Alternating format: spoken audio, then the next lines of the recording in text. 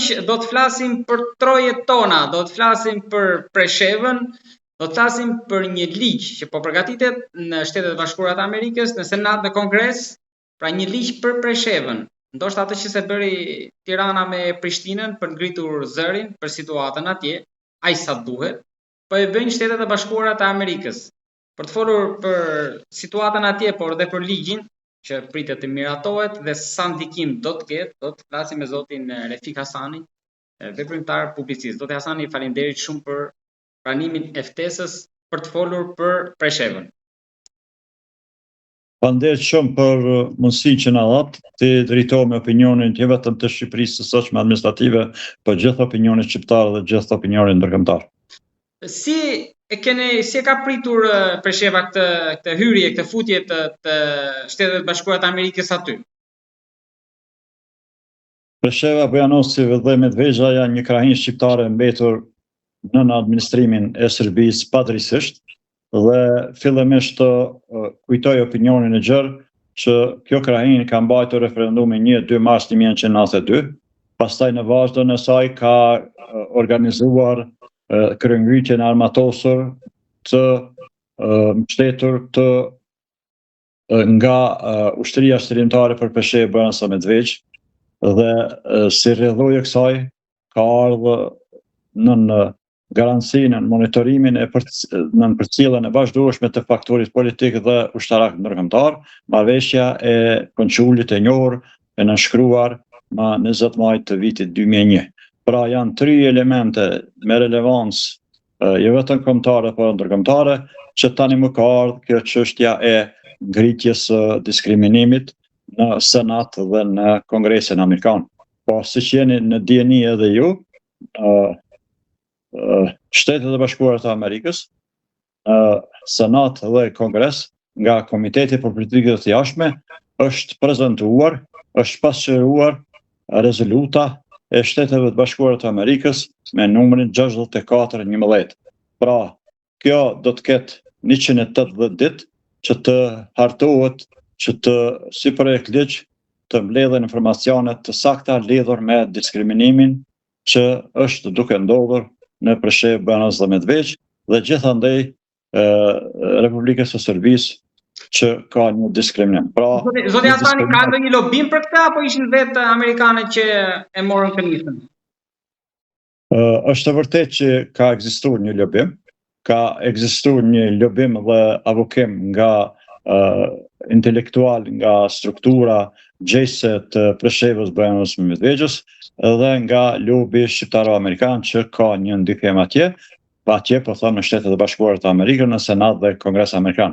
Por kjo ka ardhur si pasojë e një diskriminimi të vazhdueshëm, një diskriminimi shtetëror, një diskriminimi sistematik që është duke zhvilluar dhe realizuar institucionet më të larta të Republikës së Serbisë, sepse në krahinë shqiptare të mbetë padrejtisht në administrimin e Serbisë që përfshin Preshevë, Bujanosi Medveç, tani më jemi të diskriminuar në gjitha segmentet e jetës, që nga edhe pikërisht këtë diskriminim e kanë përmbledhur projekt ligjin në 13 pika. Mundet të shtjellojmë këto 13 pika? Po, janë rezoluta 64/11 përfshin 13 pika që do të mbulon gjithë diskriminimin. Pra është fjala për diskriminimin, mospërfaqësimin proporcional në institucione të sigurisë, është fjala mospërfaqësim të numrit të shqiptarëve nacionalitetit shqiptar etnik Preshevë, Bujanosi Medveç në policinë multietnike, nuk kemi përfaqësim proporcional në zinxhirin komandues, në shtefa udhëheca në stafin menaxherial të policisë multietnike Preshevë, Bujanosi Medveç, pra nuk kemi të nacionalitetit shqiptar në stacione, nuk kemi në për Preshevë, Bujanosi Medveç komandantët të stacionet të policisë. Po ashtu vazhdojmë. Në zinxhirin komandues tjetër të sigurisë nuk kemi, sepse nuk janë të përfshirë shqiptarët as pak. Kemi edhe diskriminim në prokurori, në gjykatë, në gjitha instancat e gjykatës dhe prokurisë, sepse edhe është diskriminim sepse gjykata themelore ka ekzistuar në Preshevë dhe është tërheqë dhe tani më për lanë të caktuara Presheva dhe Bujanosi duhet të kalojnë në qytetin tjetër në Vrajë. Pra, këto 13 pika përfshin edhe pasivizimin, një diskriminim shumë i ndishëm që tani mo po pasivizohemi të gjithë, pra po fshihemi nga adresat, sepse tani mo jemi banor të askujt, edhe pse jetojmë në trojet tona. Pra pasivizimi i adresave është ngrit në nivele më të lartë, ka bërë një raport edhe Bashkimi Evropian, Parlamenti Evropian dhe instancat të tjera të Bashkimit Evropian.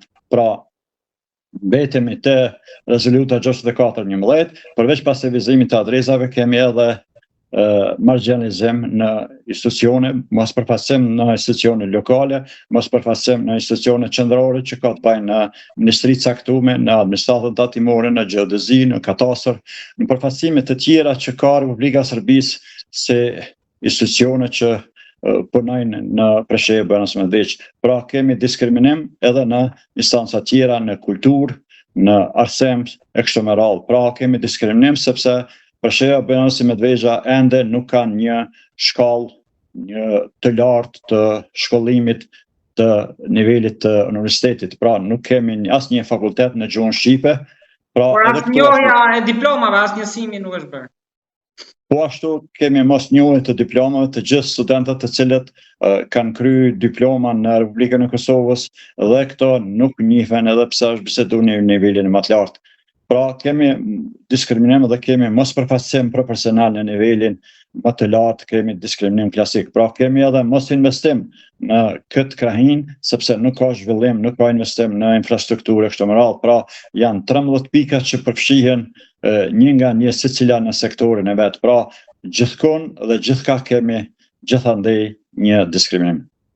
Zoti Hasani, a mund të bëni një sa po të marrim një dekadë më parë, sa shqiptarë kanë qenë në Lugin dhe sa janë tani, sa kanë ikur në vitet e fundit? Kemi një ramje, kemi një ikje të qytetarëve të asaj pjese.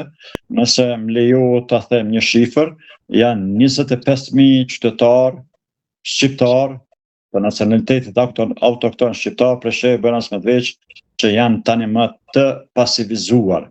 Nuk mund të pajisen me dokumenta të Republikës së Serbisë, nuk posedojnë do të njoftim pasaportë, patent shofer, nuk mund të kenë çastje në fondet pensionale kështu me radhë. Të gjitha të mirat, nëse mund t'i themi, nuk mund t'i gëzojnë. Këtë numër e kemi nxjerr nga disa organizata jo qeveritare, nga disa aktivistë dhe firmëtarë që të cilët kanë bërë një sondazh, kanë bërë një anketë dhe kanë bërë një statistikë lidhur me personat se sa është numri i tyre. Pra kemi një ramje shumë të madhe të numrit të cilët janë pasivizuar. Këtë shifër mund ta jap në kuptimin që ta kushton Bashkimi Evropian, Organizata e Kombeve të Bashkuara, Republikën e Serbisë që ta nxjerrë numrin e saktë të pasivizuarve, një statistikë zyrtare. Kjo që po e them unë nuk është një statistikë zyrtare, por është një statistikë e përafërt që mund të ketë më shumë. Pra kemi një ramje nga regjistrimi i fundit i Republikës Socialiste Federative të Jugosllavisë të vitit 1981, kemi një ramje të jashtëzakonshme sepse në atë kohë këto 3 komuna kanë përbën mbi 100.000 banor, kurse regjistrimi i parë pas luftës së QVM-s është bërë në vitin 2002 dhe ka një ramje jashtëzakonisht të madhe veçmas që përfshihet në komunën e Medveçës. Dhe në komunën e Medveçës në regjistrimin e parë të vitit 2002 pas luftës së QVM-s kemi një numër të madh të shqiptarë që sot nuk janë. Në atë kohë, nëse më lejon, ka qenë kuvendi komunal i Medveçës është përbërë prej 8 këshilltarëve komunal shqiptar, kurse tani më janë 3 këshilltar komunal shqiptar në Asamblenë Komunale të Medveçës. Ja shifni se sa është numri ramje e madhe, rapide e popullatës shqiptare autoktone në Medveç, veçmas në Medveç, ashtu në malsinë e Bujanovit për nga avion edhe në malsinë e Preshevës. A jeni, ose më saktë, pse besoni që këtë radhë Serbia ndoshta mund të dëgjojë thirrjet apo ultimatumet e këtij ligji amerikan? Dhe çfarë mund ndryshoj konkretisht? Ndoshta tek pasivizimi mund të kemi një rishikim apo edhe më shumë se kaq? Apo nuk do t'i marr parasysh fare? Unë mendoj që rezoluta e cila është prezantuar në Senat e që pritet brenda 180 dite sipas procedurave të Shtetit Bashkuar të Amerikës të miratohet dhe të hyjë në fuqi pas shkrimin nga presidenti i Shtetit të Bashkuara të Amerikës, kjo do të reflekton shumë dhe të prodhoj efekte jashtëzakonisht të mira pozitive për Preshevën Bujanos Medveç. Në radhë të parë është kjo rezolutë që flet që vërtet Senati dhe Kongresi Amerikan, Shtetet e Bashkuara të Amerikës dhe BE-ja e pranoi dhe zyrtarisht që në këtë krahin ka diskriminim. Kjo ka shumë rëndësi. Deri më tani nuk ka ekzistuar përkundër referendumit që se ka përngotur, përkundër sakrificës së UÇV-s, përkundër marrëveshjes së Konçulit, tani më kjo është shumë e rëndësishme. Pra, tani zyrtarisht po pranohet nga instanca të ndryshme më të larta të BE-s dhe SBA-ja që ka diskriminim. Kjo ka shumë rëndësi që nuk ka ekzistuar. Por pritje tjera është që vërtet mas konstatimit zyrtar që ka një diskriminim, do të referohen edhe të tjerë, instanca tjera, organizata që ruajnë të drejtat, ruajnë dhe mbrojnë të drejtat themelore të njeriut dhe të drejtat tjera kolektive në referencën e rezolutës 64/11.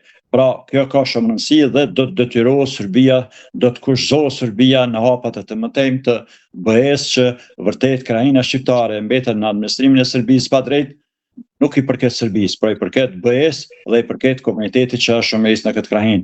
Pra, do të reflekton shumë sepse Serbia do të detyrohet të kthen të gjithë adresat e pasivizuar, të gjithë shqiptarët që u janë pasivizuar atë adresat, do të detyrohet ligjërisht dhe do të kthen. Po ashtu edhe hapat të tjerë mendoj që do të priten tjerë që të ndalet diskriminimi edhe nuk ka mo që tani më kemi kryetarin e Këshillit Nacional Shqiptar atje që përballet me seanca gjyqësore pse e ka përdorur simbolin kombëtar shqiptar, kurse pakica serbe e cila jeton në Republikën e Kosovës i gëzon të gjitha të drejtat duke përfshirë edhe vendosjen e shtatorëve të ndryshme, duke menduar dhe kuptuar që janë të i kanë edhe pjesë si elemente kushtetutës së Republikës së Kosovës. Pra, kjo rezolutë do të prodhon efekte të jashtëzakonisht më të mira, është një moment kthese, është një moment historik që vërtet do të ndryshon çështja e krahinës dhe vërtet do të fillon një epokë e re. Mund t'ju pyes për Tiranën dhe Prishtinën apo përgjigja dihet sa të kënaqur jeni? Po, edhe kjo pyetje është shumë e rëndësishme. Unë mendoj që përfundimisht Tirana zyrtare do të reflekton pozitivisht në bazë të rezolutës e cila do të miratohet së shpejti brenda 180 dite, që ka në fillim të intervistës, pasi të miratohet Parlamenti i Shqipërisë do të ngritë çështjen dhe me një pikë të rendit të ditës do të diskuton për diskriminimin në Preshevë Bujanos Medveç. Kjo është shumë e domosdoshme, shumë e arsyeshme dhe është një nevojë e kohës, sepse Parlamenti i Shqipërisë, me sa jam në dijen e unë, asnjëherë pas luftës së UÇV-s nuk e ka ngritë çështjen e Preshevës Bujanos Medveçës. Pra të ngritet një pikë e rendit të ditës dhe këtu të merret një qëndrim i prerë lidhur me qëndrimin zyrtar të Republikës së Shqipërisë administrative ndaj kësaj krahine. Kjo është shumë e rëndësishme sepse Republika e Shqipërisë ende nuk ka një qëndrim. Ende asnjëherë presidenti, kryeministri, instancat të tjerë të parlamentit dhe qeverisë nuk e cekin sakt që në këtë krahin ka pa referendum, ka ndodhur një kryengritje armatose UÇV-s dhe ka një marrëveshje të Konçulit. Pra, kjo rezolutë shumë më mirë do të reflekton nga Parlamenti dhe nga Republika e Shqipërisë dhe Republika e Shqipërisë përfundimisht do të ndan një kod sikurse që ka Republika e Kosovës, ka një kod që e miraton vazhdimisht gjithsesi çdo vit miraton buxhet të posaçëm me dedikim dhe destinim fund e kry për Preshevë Bujanos Medveç. Pra, kjo mungon dhe mendoj që kjo do të prodhon efekte edhe për Republikën e Shqipërisë. Zoti Hasani, folëm për atë që presim nga Shtetet e Bashkuara të Amerikës apo Tirana me Prishtinën, po aty raportet si janë mes përfaqësuesit shqiptar në parlamentin serb, pra një deputet në mos gaboj që është zoti Kamberi, por edhe kryetarëve të komunave, këshillave, drejtuesve të kuvendit kombëtar, të këshillit, si janë raportet? Ka ndasi? Tani më është vështirë të flasme për këtë ndasi mos pajtim në radhë të parë.